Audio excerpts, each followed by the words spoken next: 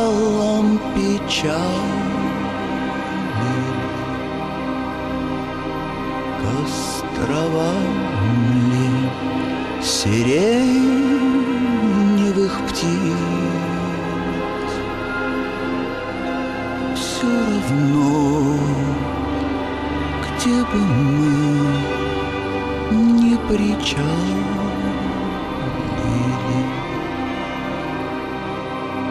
не поднять нам с тобой ресниц.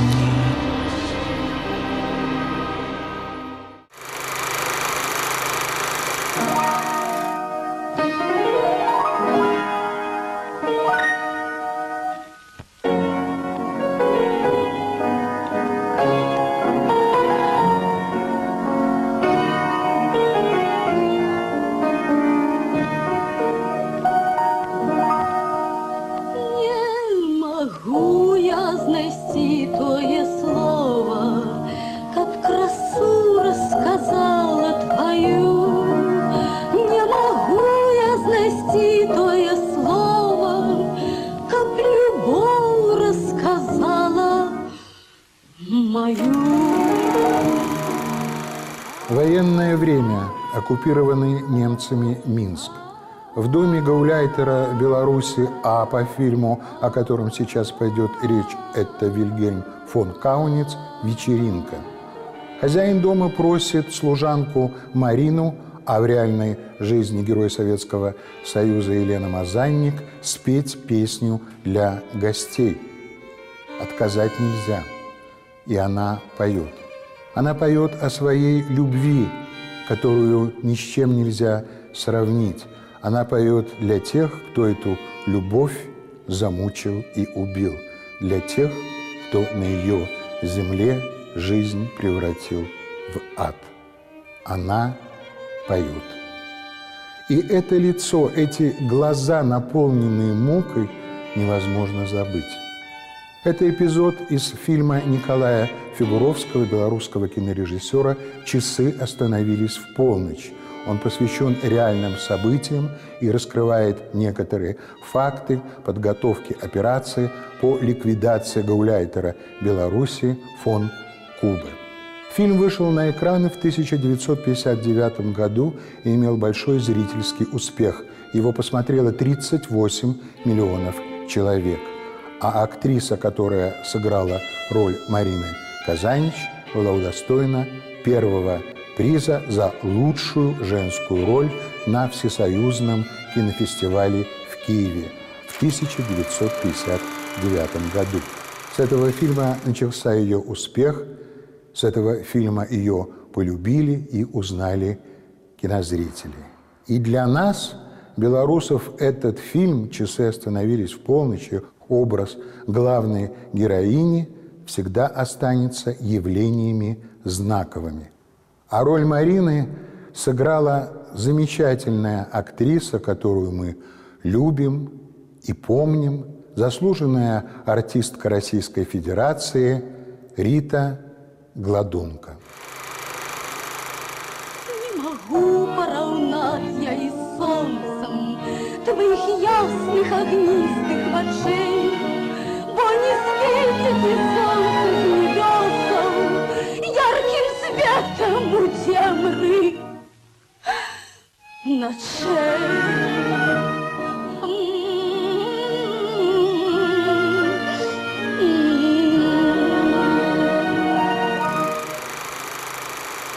Когда я пришла в театр, Рита Гладунка была уже известной артисткой, играла центральные роли. И вот ее образ тех лет почему-то очень ярко сохранился в моей памяти. Помню даже, как она одевалась, какие были черты ее характера. Она была очень светлый и доброжелательный человек. Была простой, общительной. Мы были на равных. И потом она была очень красивой. Разве можно забыть ее глаза удивительные, бездонные, ее ослепительную улыбку. К ней тянулись, хотели дружить с ней. Она была очень теплой, уютной, а главное, надежной. Но вот такой близкой дружбы удостоилась только одна актриса из нашего театра, Мария Зинкевич, которая просто не могла жить, не общаясь с Ритой. Она ей доверяла все свои самые сокровенные секреты и всегда очень дорожила мудрыми советами Риты. Когда Рита уходила из театра, она подарила Зинкевич сережки с маленькими бриллиантиками. Она мне их показывала, и глаза ее были полны слез.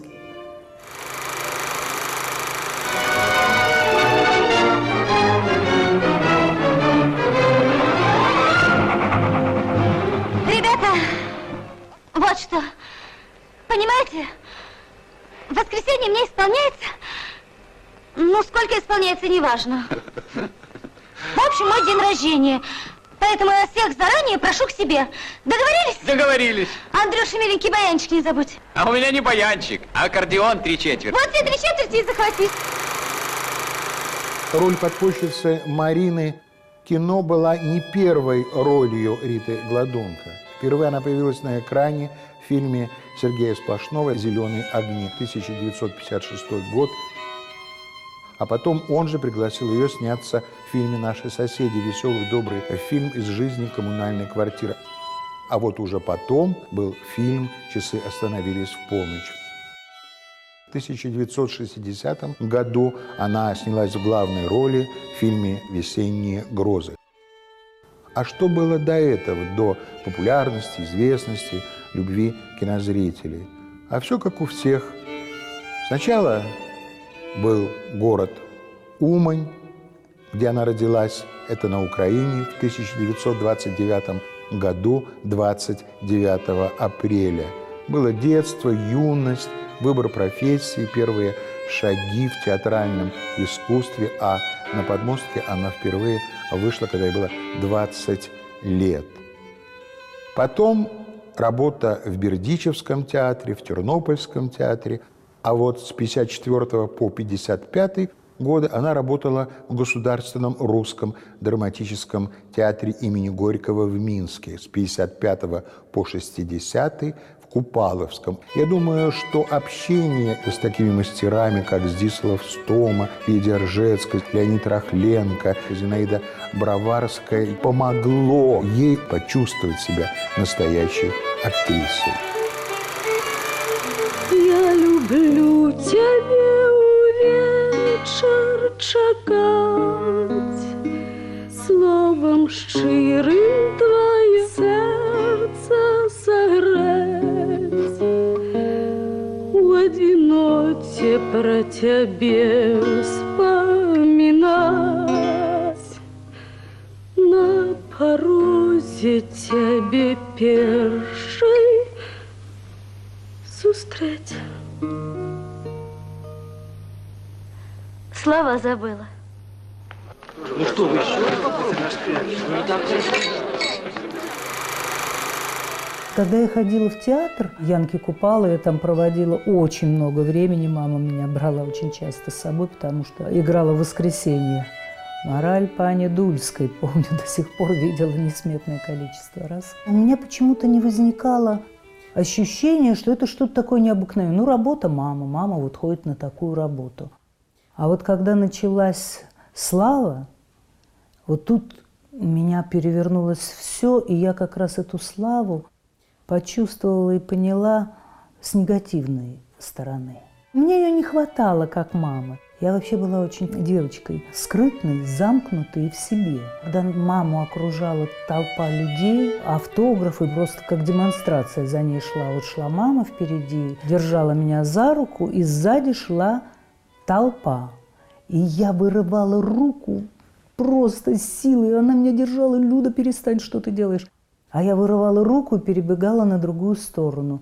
Я не хотела идти с ней рядом. Мне казалось, что-то такое в жизни произошло, чего поправить уже нельзя. Мама не принадлежит мне. Мама не мама. Она принадлежит всем. У нее огромное количество знаменитых подруг. Дом кипел. И Аллочка Ларионова, и Мордюкова, и моя любимая Людмила Ивановна Хитяева, и Танечка Конюхова. С Римой Марковой она дружила, с Ларисой Лужиной. У мамы была такая бурная жизнь, что ее не хватало на все. Она настолько была уютным человеком. Вот все ее эти подружки по сей день мне говорят, к Рите мы приезжали отогреваться. Она как огонек, как печка, как теплушка. Все со своими бедами, вечно она всех выслушивала, все приходили, всех успокаивала. Всегда веселая, оптимистичная, полная жизни. Потом же были годы очень тяжелые в Москве. И безработицы, и не звали, как она страдала. Невероятно совершенно. А концертная была деятельность. И это было все спасибо, часы остановились в полночь. Она пела, причем пела очень разный репертуар, даже цыганские таборные песни вообще. Она была у истоков создания знаменитого трио «Ромен». Она их собрала, этих цыган, и была их солисткой. Потом пришла Валентина Пономарева. И мы все были в недоумении, невероятно, потому что, в общем-то, было немножко нелогично, хотя она по темпераменту соответствовала, такие яркие платья на сцену надевала. Но она позиционировала себя как цыганка. Но она чувствовала себя цыганкой. Вы понимаете, это поразительно. И она очень разноликая мама. Конечно, она не доиграла, не допела в своей жизни. Не могу поравнать тебе зоркой, днем не светит зара над землей. Не могу поравнать тебе с кветкой, не цветел садик ветка зимой.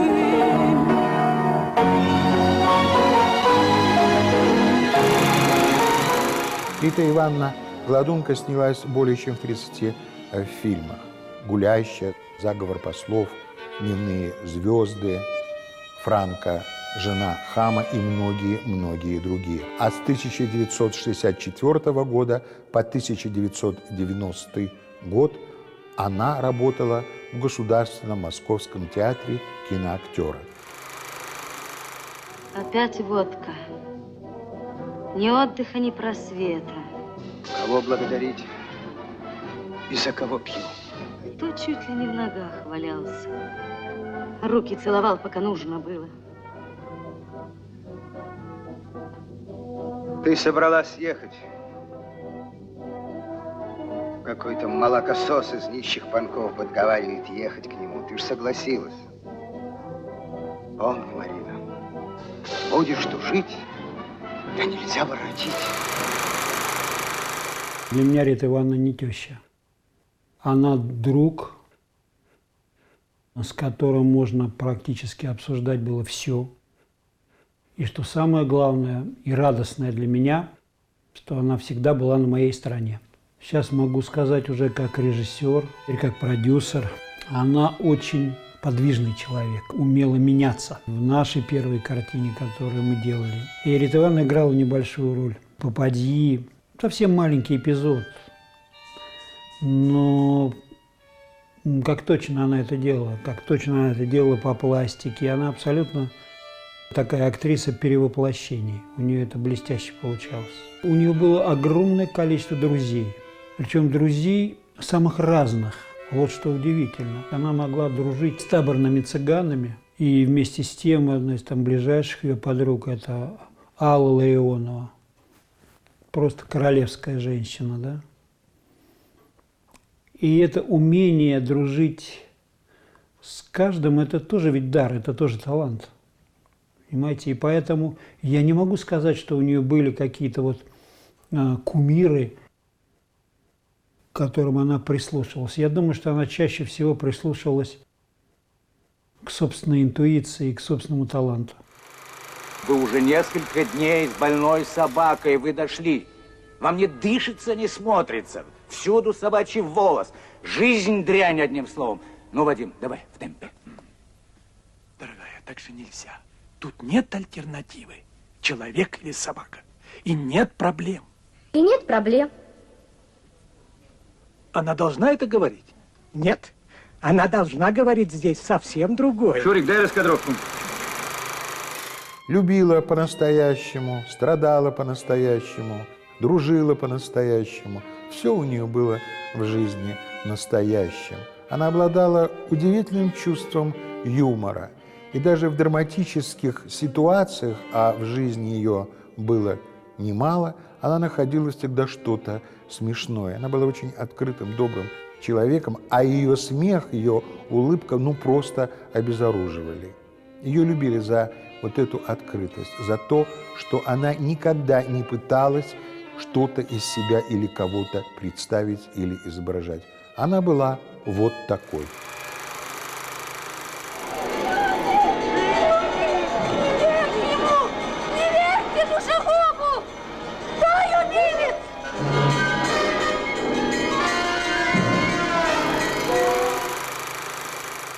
Корабль давно ушел за горизонт, а я все смотрел ему вслед, не в силах покинуть палубу.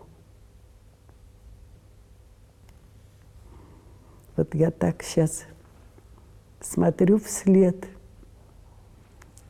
тем, кто ушел из жизни, не в силах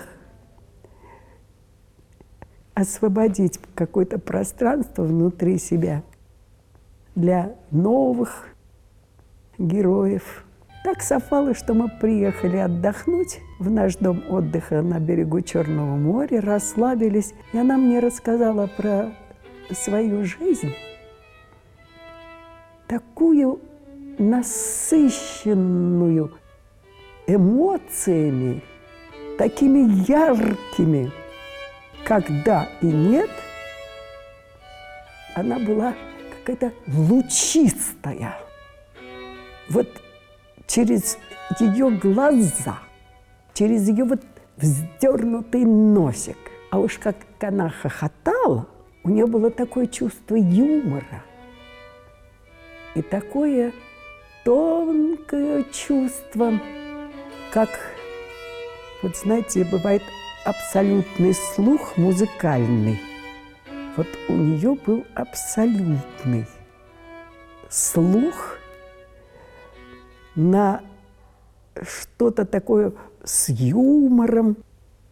Она как бы вот раскрывала. Это как вот цветок раскрывается.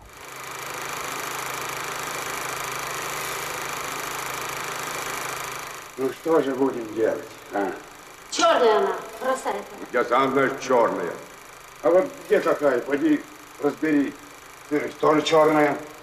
По вкусу никто, кроме Ивана Сергеевича, не знает.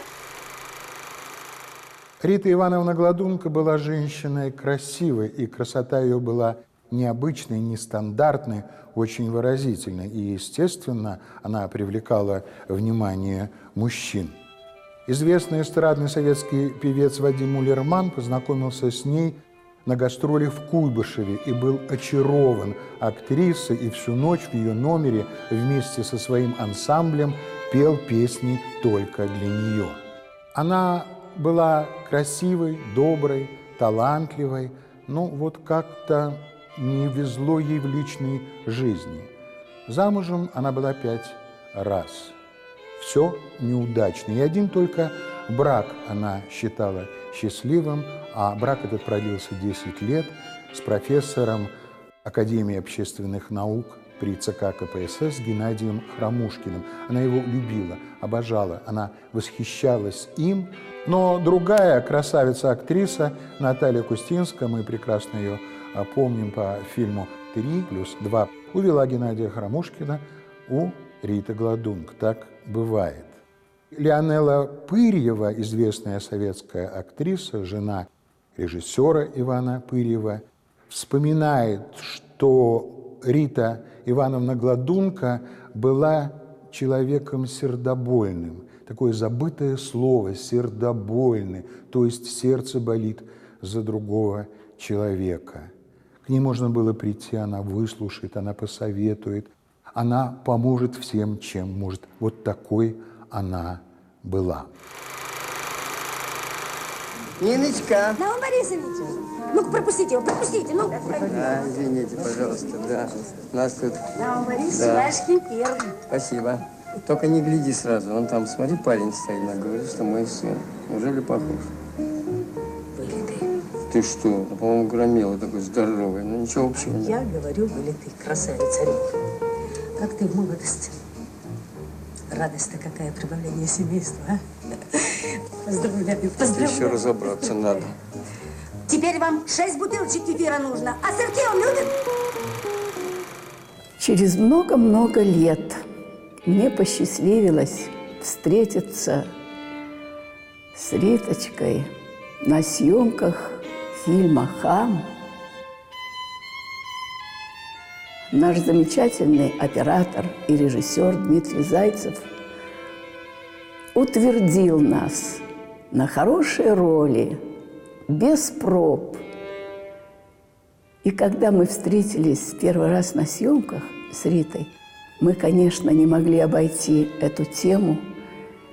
И она говорит: ты знаешь, я так ему благодарна, мне так это было нужно именно сейчас. Это для меня такой подарок. Когда себя руками вот такую не трогаю, от нищенского тряпья кожей отстраняюсь. Не поверишь, в молодое тело возвращаюсь. Шея, грудь, ноги, все атлас. Он же во мне души не чаял, огнем полыхал. И я полыхала, обуглилась. Было, счастье было.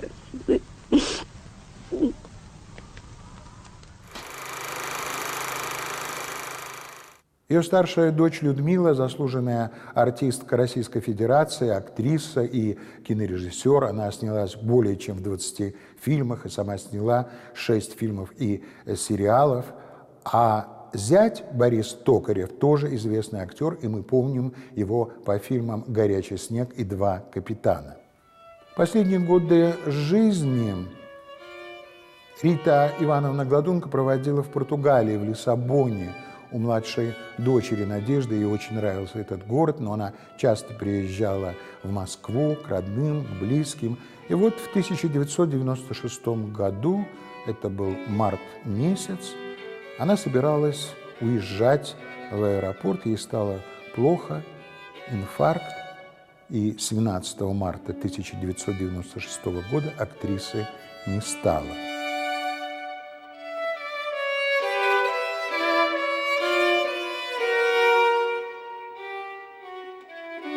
Россияне ее считают своей актрисой, а мы, белорусы, своей. Но столь ли важно, чья она актриса она была? Она осталась в своих образах на экране, в памяти друзей и близких. И для нас, в первую очередь, она Марина Казанич из фильма «Часы остановились в полночь». Мужественная, бесстрашная подпольщица, красивая, добрая, нежная женщина. Рита Гладунка. Только с песней тебе поравнаю, что у сердце своим дорогу. Тую песню я вечно спеваю, без той песни я жить не могу.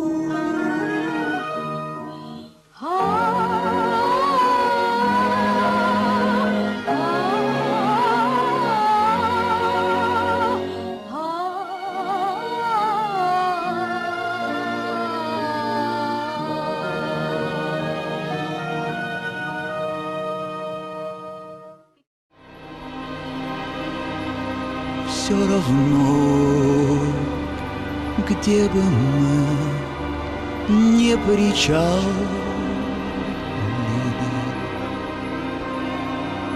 к островам ли сиреневых птиц к мысу радости, к скалам печали.